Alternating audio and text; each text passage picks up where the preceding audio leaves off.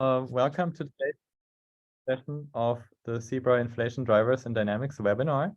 My name is Raphael Schönle, and I'm one of the organizers of this webinar series on behalf of the Central Bank Research Association, also with the Center for Inflation Research at the Cleveland Fed.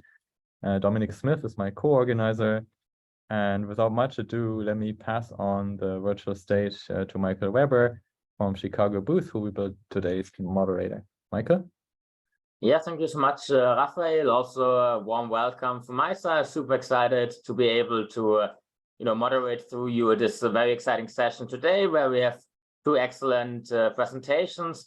One on inflation expectations and the supply chain, and the other one on the optimal inflation rate with firm level shocks.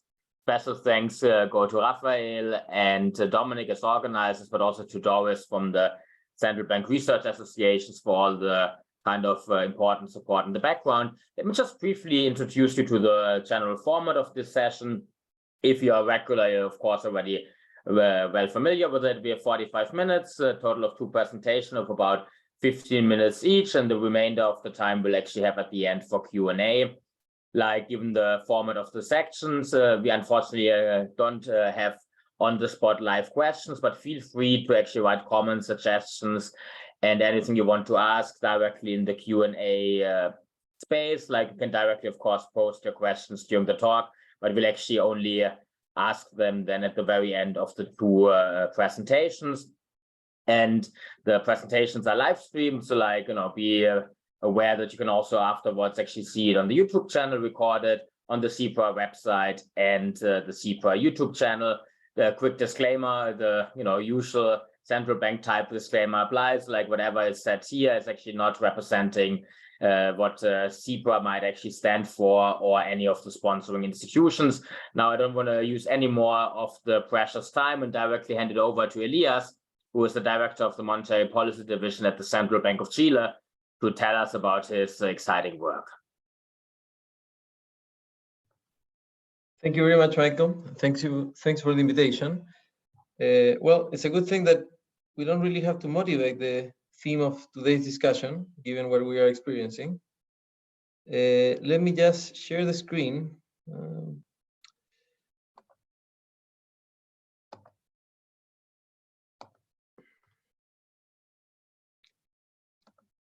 Can you? Okay. Does that work? Great. So this is a joint work with Francesco Grigoli and Emiliano Lutini, both who will be also available for answering questions you may have at the end. So we are in quite a bind because inflation is proving to be quite persistent. This is true for the Federal Reserve, it's true for the ECB, certainly true for Chile, where inflation has surprised us for, I don't know, already a year, more or less. It has been consistently exceeding our expectations. And throughout this process, we've been trying to understand the precise contribution that the expectations itself, expectations of agents that actually form prices, might be playing, what role they might be playing in making this inflation process more persistent. Because the prescription is rather different in terms of policy and especially communication. If your diagnostic is that it plays a relevant role in making this more persistent, or maybe the persistence that we are observing in inflation has to do with the shocks. So that would be two very different type of diagnostic and would lead to different implications for monetary policy. Unfortunately, we know very little. We know very little about why expectations of different agents behave the way they do, what are the variables that help shape these expectations. I won't summarize the work that tries to make progress on this. I'm sure many of you are familiar. Let me just say what we do in this paper. In this paper, we ask two relatively simple questions. If you want this kind of low-hanging fruit, our edge is going to be the data that allows us, I think, to answer this question in a satisfactory manner. The first question is whether when firms, we're going to focus on firms in the paper, when firms form their expectations about aggregate inflation, what are they paying attention to? And in particular, we're going to explore the role of shocks that they receive in their supply chain. That is, if their providers they charge more, their suppliers charge more, does that affect the formation of expectations of aggregate inflation of different firms? The answer is going to be yes, even if those idiosyncratic price pressures that the firm faces do not have predictive power on inflation beyond what we already know from aggregate statistics. Okay, so that's one of the main results of the paper. If you want, there's a violation of the rational expectations framework here. The second question is whether changes in expectations of inflation, aggregate inflation, actually matter for the price setting decision of firms. And the answer is going to be yes. We're going to find an almost complete pass-through, if you want, in the Phillips curve that we will estimate at the firm level. The coefficient of expected inflation on the actual inflation of the firm, how much the products that the firm sells, how much that is changing, that coefficient is going to be 1, essentially. Okay, so that's kind of interesting, because then how firms form expectations, that actually matters because it translates on how much they charge. That's the paper in a nutshell. Let me go into the data.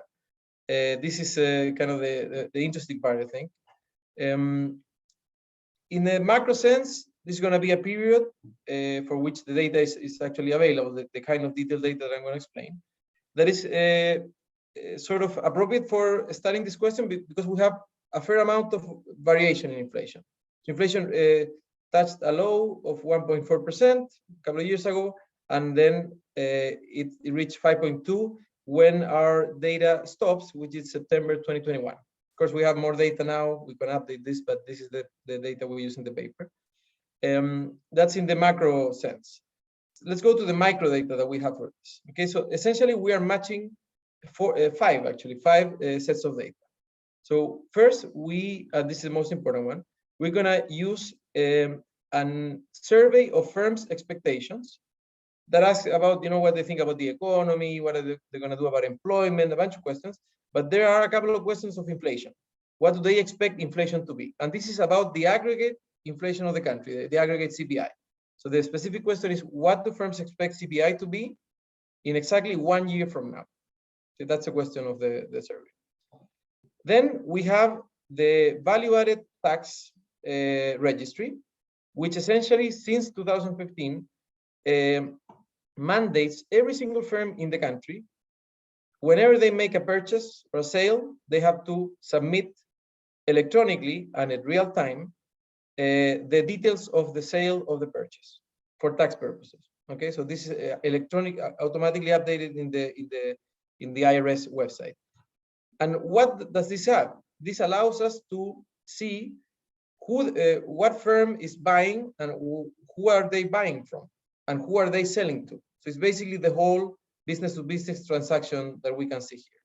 And what's very important for this data is that we can actually, because people say what they're selling, right? So I'm selling 2 liters of Coca-Cola to some other firm, and they put there the unit price of the sale. So we can actually back out from these tax records the quantity that is being sold and the price separately. Okay, it's not. I'm putting it easier than it is because there's not like a drop-down menu. You have to clean this up. Okay, it only took like 3 years to do, but we did it a couple of years ago. So now we're in a good position to start using this.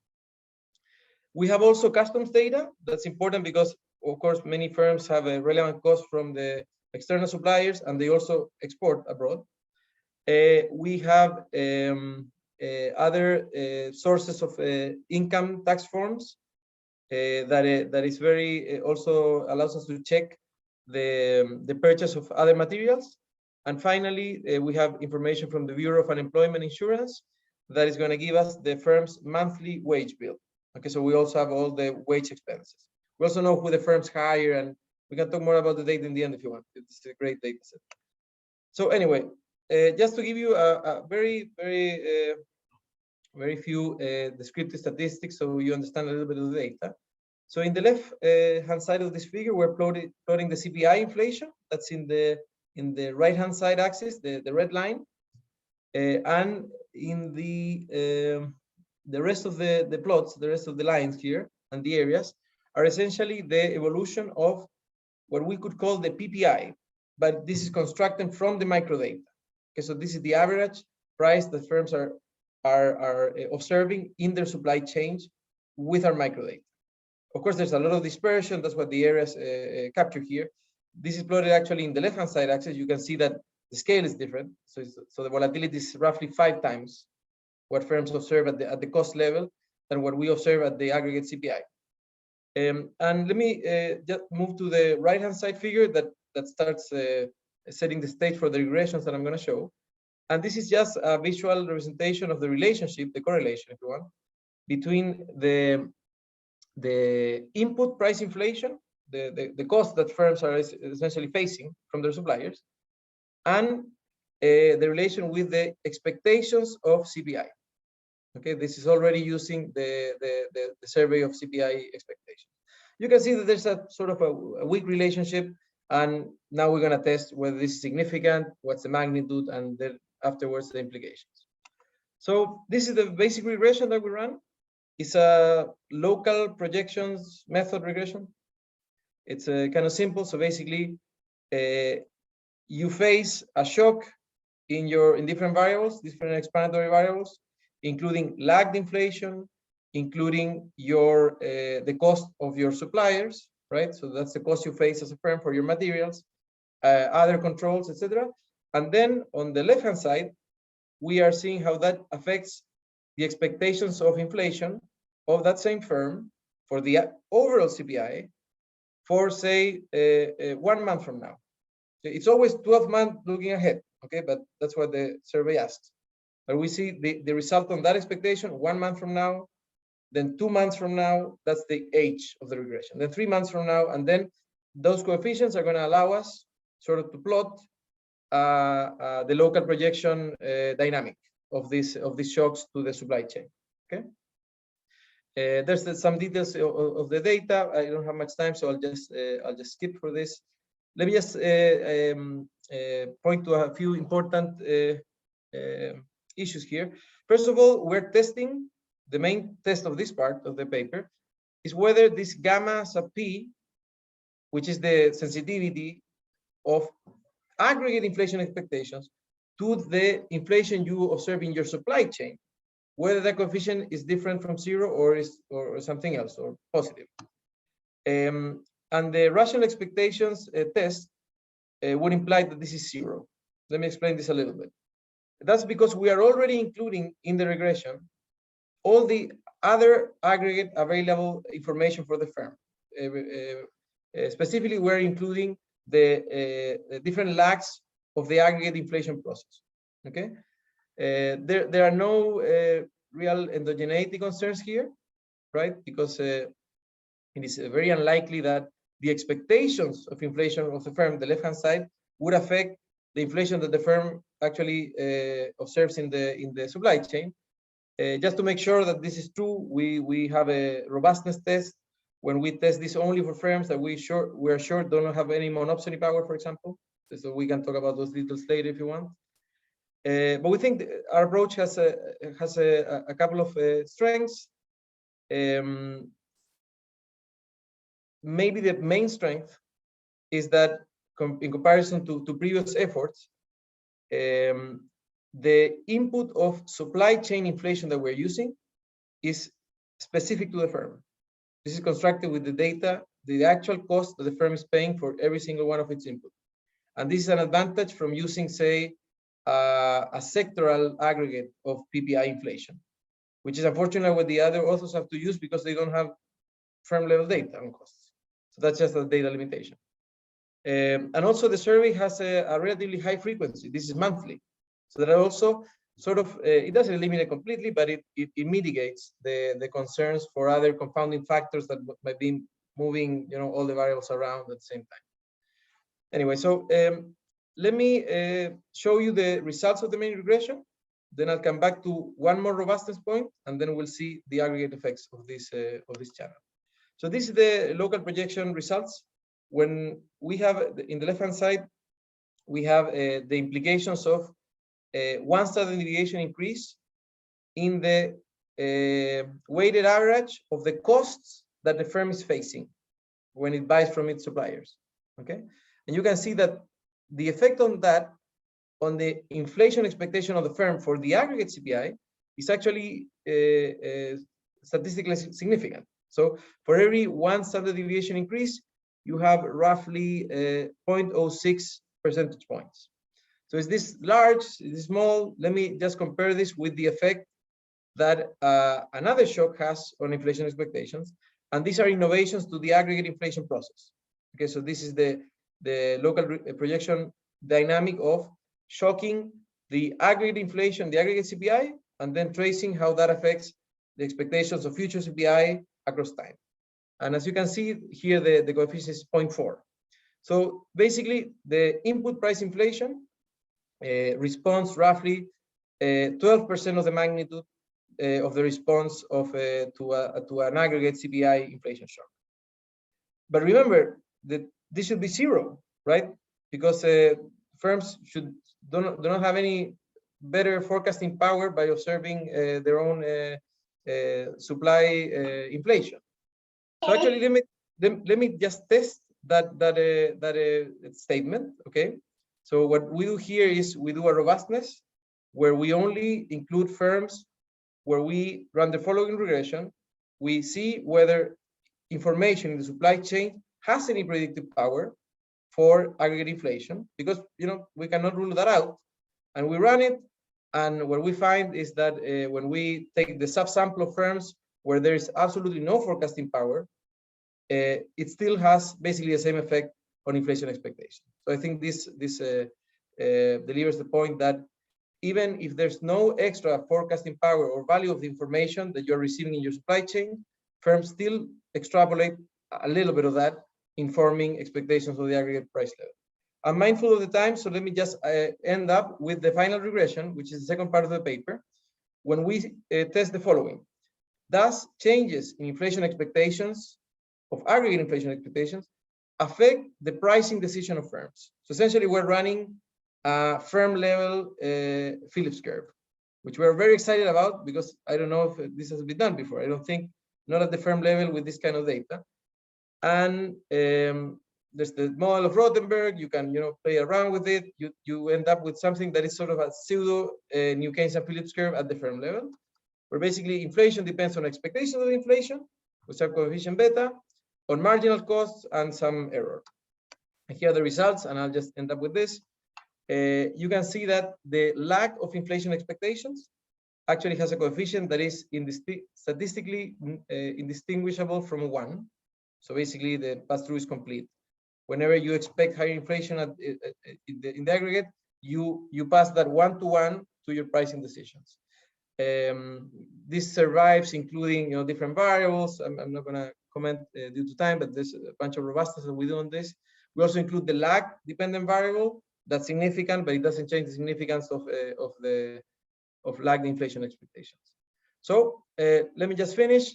Supply chain inflation does inform expectations about aggregate inflation, even if we test and we make sure that it has no additional predictive power. So there's a violation of rational expectations.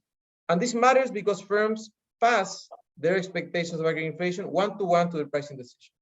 And this might have implications for monetary policy in particular, because if you think about it, it implies that the inflation process is actually, everything else constant, is more persistent. So imagine a situation. Thank you so much, Elías. I fear we have to now move on to Henning Weber, who's a senior economist at the Bundesbank. And Henning, please take it away. The floor is yours. Thanks a lot, Michael. So let me share my slides.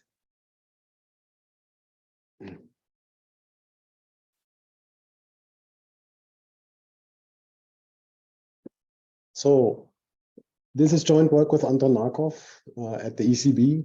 And as Michael pointed out, we look at optimal inflation with firm level shocks. I'm very happy that I can show this paper here. And so thanks to the Cleveland Inflation Center for setting up this webinar and for Raphael and Dominic for organizing it. That's really great. Now, there's of course a disclaimer here. Anton and I, we both work at a central bank and we express here our own views and not those of our institutions. Let me motivate things a bit. If you look into the microprice data, then what you're going to see is overwhelming heterogeneity. And to give a specific example, think about the distribution of price changes, which is really dispersed. Now, that's known since quite a while, and the literature that has looked at this microprice heterogeneity has developed models that fit all this heterogeneity. And what you find is that in order for these models to work, you need really large and persistent firm-level shocks. And it turns out that these firm-level shocks affect the positive conclusions that these models have quite a bit. So one of the positive conclusions is the degree of monetary non-neutrality that these models exhibit. Now, if you turn to normative conclusion, there is really little results in the field. And we could only come up or found a type of folk wisdom. And that says that no matter whether you have these firm-level shocks or not, you're going to leave the core policy prescription, namely price stability or an aggregate inflation target equal to 0, basically unaffected. And the intuition is quite obvious. Basically, all these idiosyncratic shocks going to wash out. Now, what we do here in this paper is we want to revisit this folk wisdom. And it turns out that once we revisit it, we show that if we have stationary firm-level shocks, then optimal inflation is not 0, but is in fact quite strongly negative. And that came a little bit as a surprise to us. So let me explain a little bit what goes on here. Now, there is a new macro policy trade-off underlying the optimal inflation rate in these models with firm-level productivity shocks, that the type of shocks that we predominantly look at. And of course, there is two sides to the trade-off. One side indeed has 0 optimal inflation because that inflation rate eliminates the price distortions between the firms that set their price in a given period and all the other firms that do not happen to adjust their price. So that's the standard rationale that you quite often see. Now, it turns out the other side of the trade-off has this very negative inflation rate because this very negative inflation rate eliminates price distortions among the set of firms that adjust their price in a given period. So it turns out what the folk wisdom misses is the cross-section of reset firms. And let me try to explain a little bit what goes on there. So at 0 inflation, the inflation rate that usually is kind of considered optimal, it turns out that in this cross-section of reset firms, you have an incomplete pass-through of the firm's productivity shock into its reset price. Now, this means that when the firm is a productive one, that firm is going to be too small, right? Because it's not going to reduce its price all the way. And if the firm is an unproductive one, the converse is going to happen, right? That firm is too large. And of course, you sum up of all these firms, this type of misallocation, and you get aggregate productivity being depressed. Now, in terms of quantitative results, of course, this new policy trade-off depends on the properties of these firm-level shocks. We do a bit of an effort in order to calibrate them from microprice data of the German CPI, and our degree of persistence at the monthly level is equal to 0.9. So that's actually not a very persistent shock if you think at lower frequencies like quarterly or annual frequencies. And we also find that these shocks are quite sizable, which is something that the previous literature has also confirmed. They are easily in order of magnitude larger than aggregate shocks, which is why it is so important to understand the consequences of these shocks better. Now, the optimal inflation rates that we compute are in fact fairly insensitive to the exact type of pricing model that we use. So we start out with Calvo, that's easy, that's kind of easy to understand.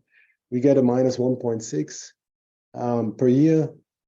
If we look at state-dependent pricing models, which you might consider in the more plausible models, especially in times of high inflation, we get a minus 0.5. So very similar number, But of course, the misallocation in the background that these two models imply would be quite different. Now, if you take the big picture, what does this new motive for negative optimal inflation suggests? Once you pair it with all the conventional or traditional motives that we have in the field, well, of course, it suggests that inflation targets should be a little bit less positive. Okay. Now, let me jump in a little bit into the details. We have a very simple model, linear technology for the firm, L labor into output Y. This here is the inverse productivity of the firm, and the firm gets this idiosyncratic shock, and that follows a discretized AR1 process. So we allow for a stationary process here. Output is CES, substitution elasticity theta. Either we look at Calvo pricing, then we have alpha as the probability of not adjusting the price, or we look at state-dependent pricing, then we do numerical results. There's a flex price markup, that's the V here. And then, of course, the flex price allocation achieves productive efficiency because this model is so simple. Now, let's look at the conventional side of the trade-off. So the well-known case for zero optimal inflation. And for this, we look at the firm who's in the center of the cross-section of adjusting firm. So the firm that has a zero idiosyncratic shock.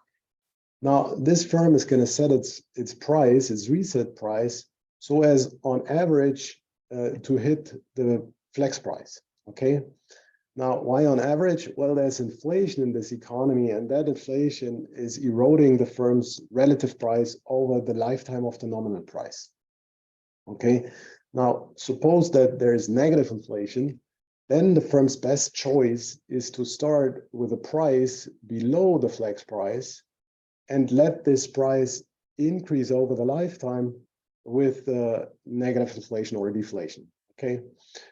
You can kind of solve this little equation here for the reset price, and you get exactly what you expect. There is this front-loading coefficient, and that will be exceeding 1 if you have positive inflation, and we would be below 1 if you have negative inflation. So that's the front-loading people have referred to, right? And of course, in a world of non-zero inflation, so I should say this here is the gross inflation rate, so non-zero would be not equal to 1. This type of front-loading creates inefficient price dispersion because firms with old prices have a different relative price than the firms with a new price, right? And of course, we want to get rid of this inefficient price dispersion, and we get this by setting inflation equal to 0. So far, so good. Now, let's look at the other side of this trade-off, and that would imply very negative optimal inflation. Now, for this, let's look into the cross-section of firms adjusting their price, and let's just take some firm J that has either a positive or a negative productivity innovation and compare the reset price of this firm to the firm in the center, the firm we just looked at, okay? Now, it turns out the relative price of this firm is going to depend on the productivity innovation that the firm gets today, but it's also going to depend on the expected future productivity innovations that the firm sees to come. Now, of course, these expected future productivity innovations, they're going to go back to the mean. So this means that the firm understands if I'm productive today, I might be a little bit less productive in the future. So I better don't reduce my price all the way to the level I would set it if I would be a flex price firm, right? Now, all this gives you incomplete pass-through. This is this phi coefficient less than 1. And of course, that phi coefficient depends on inflation. So what does inflation do? Well, suppose we have negative inflation. That's going to raise the pass-through. Why is this? Well, the firm is going to expect less demand in the future because at the negative inflation, the price level declines, the relative price of the firm increases as long as the nominal price is fixed. And then the firm absorbs less demand in future periods, okay? And of course, that's going to downweight these expected future shocks.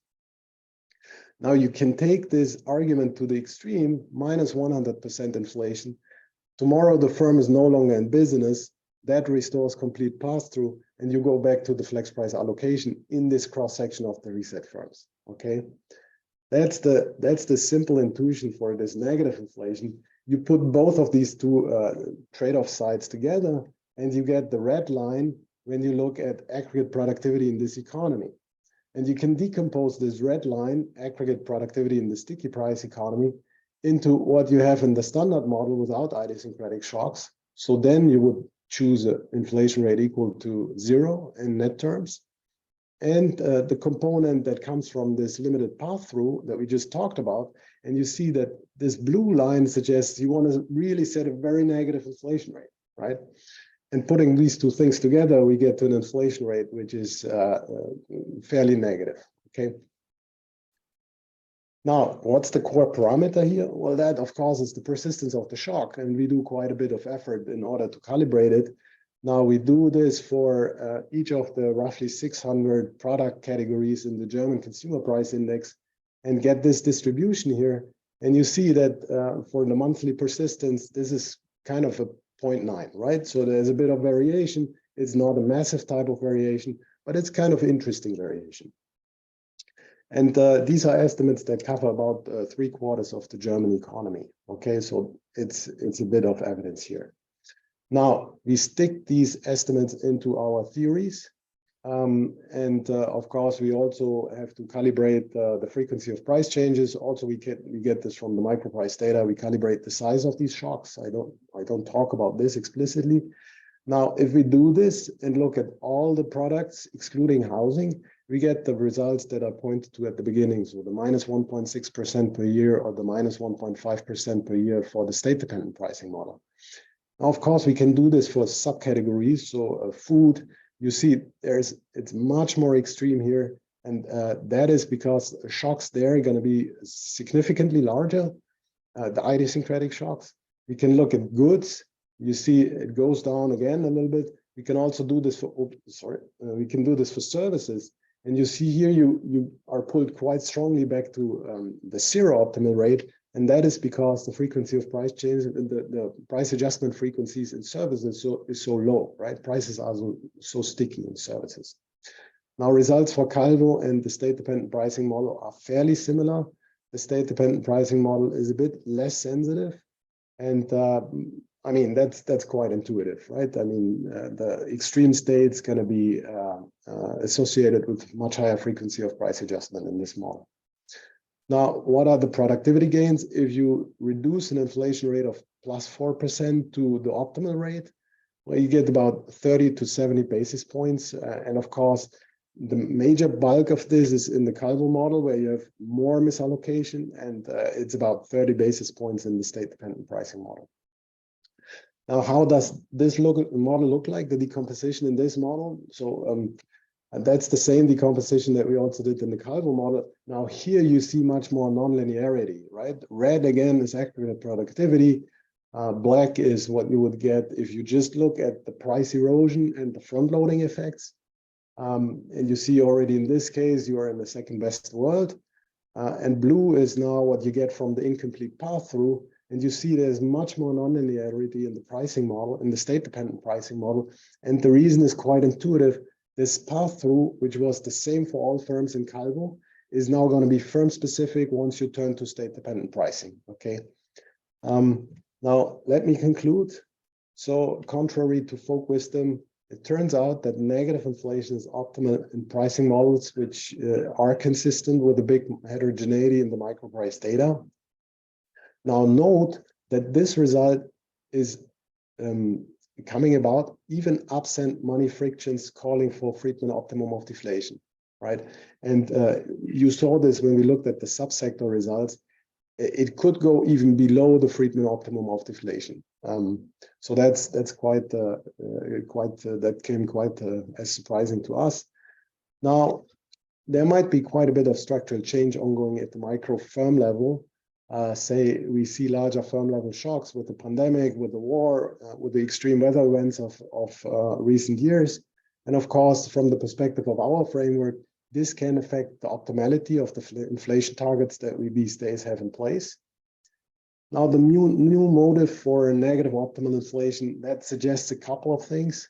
Of course, less positive targets once you pair it with the traditional motives, right? Of course, larger welfare costs of high inflation and also of exceptionally high inflation. And then you might also want to think about the effective lower bound, which seems to become a tighter policy constraint than what people previously thought. So I'm going to stop here. Thank you. Okay, thank you so much, Henning. So like we have about 10 minutes left for questions. So like if you have any questions that came to your mind, please feel free to add them to the chat. We already have a couple of questions, and so like let me collect and a few questions that were from Raphael Schönle and from Dominic Smith, directed towards Elías. So like, you know, I think they have a common theme. So like one question was like, how do firms react to variant salient price changes? For example, like, you know, things that are really important along the supply chain. So kind of large expenditure shares are frequently purchased rather than just gas. Then also like, you know, what role does, for example, the labor share and labor costs play for the expectations formation process? You know, I guess something that could be interesting is there maybe some heterogeneity in this relevance of input cost inflation for inflation expectations, depending on the labor share or like the input intensity. Those were questions paraphrased from Dominic and Raphael. And then like, you know, one question from the virtual floor from like Shivang. So like, given that we see that conditional on overall inflation, supply chain inflation in fact still does play a role for the expectations formation process. What recommendations do you have for policymakers in terms of like, you know, the communication strategies to potentially alleviate kind of inefficient price dispersion, given that we see this big path through into also the actual pricing strategies? Thanks, Michael. So let me start with the last question, and then give the opportunity to my co-author also to react to the first one. So in terms of policy, I mean, I think our results are consistent with the idea of rational inattention in general, that firms are putting attention to, you know, idiosyncratic developments, even if they don't have much forecasting power for anything. So I think a natural implication would be to try to strengthen the communication that central banks have with those segments, which is a relatively new development in central banking. We're actually working on this, trying to say when we write the monetary policy report, it used to be a very technical report. It is only one report, that's it. Whoever understands it, you know, good for them.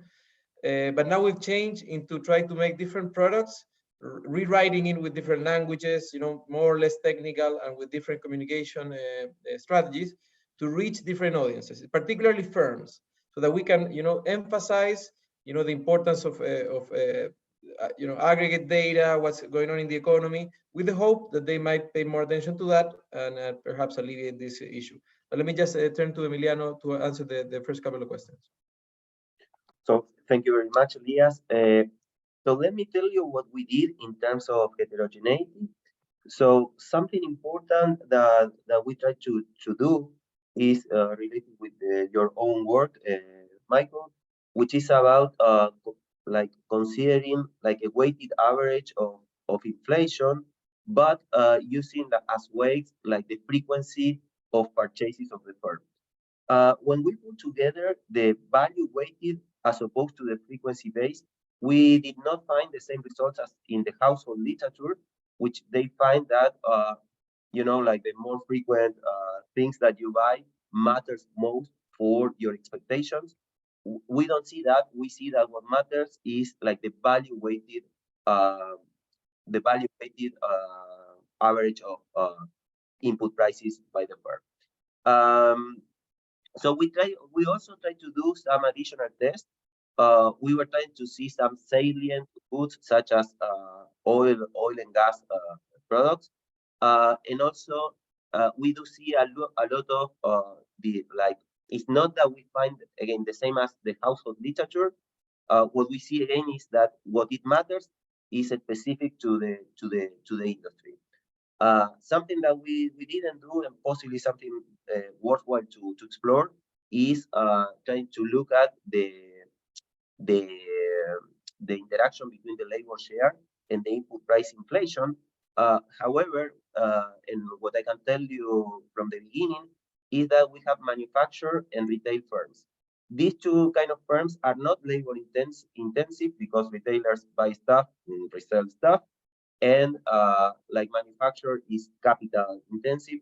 So this is why we think that the labor share might not be or interacting like our input price inflation might not be as relevant for our empirical application.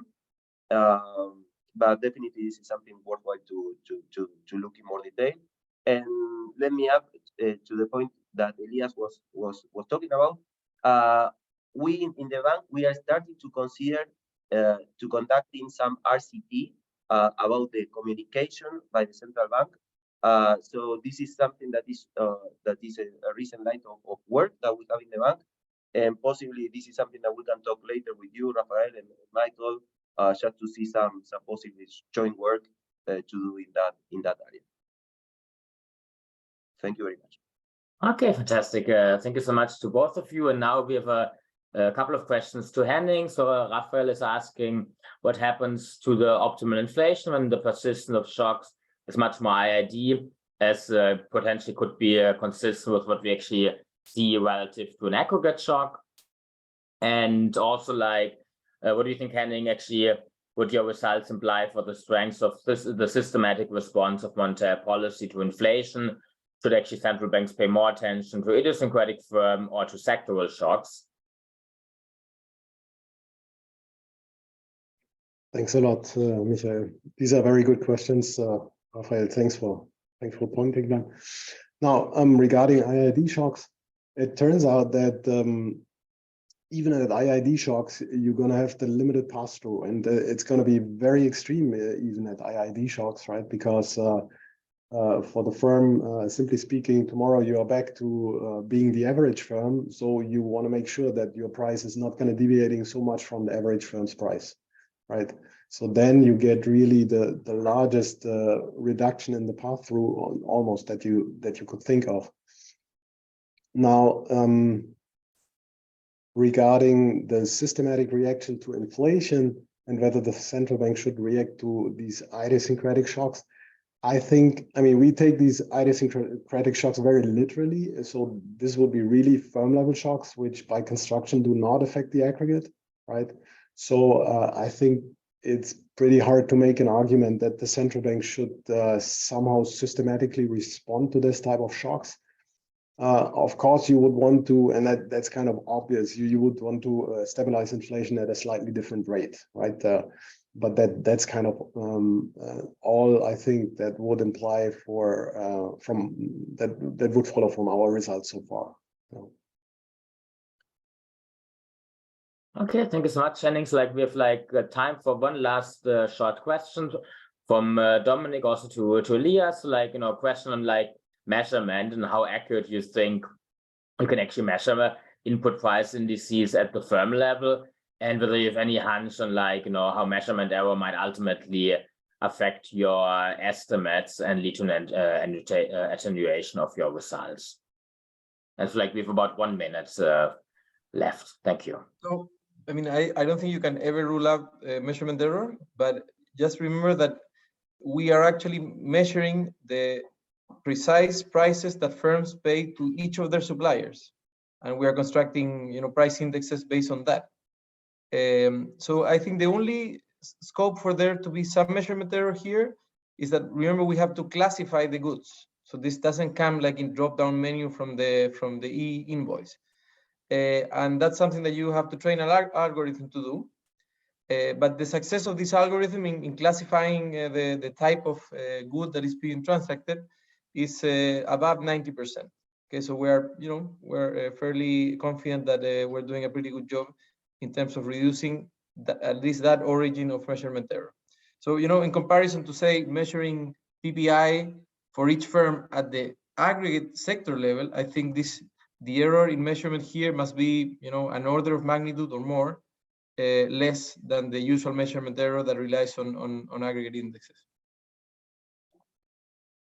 Okay, well, thank you so much again, Elías, and also like another virtual round of applause to both you and Henning for very insightful and exciting presentations and the fruitful exchange at the very end. So, like, this concludes today's CIPRA webinar on inflation and inflation expectations, and we'll reconvene on April 6th with another 2 set of very interesting presentations. Let me maybe briefly hand it over to Raphael to see whether he has any additional concluding announcements. Thank you so much. I would just like to thank the excellent presenters, and obviously you also for moderating, Michael. And I think this is really the future of where we want to see research going, using this heterogeneity in rich data and model sides. I think we will learn a lot. So thank you very much for the presentations. Bye, everybody. Thank you all. Take care.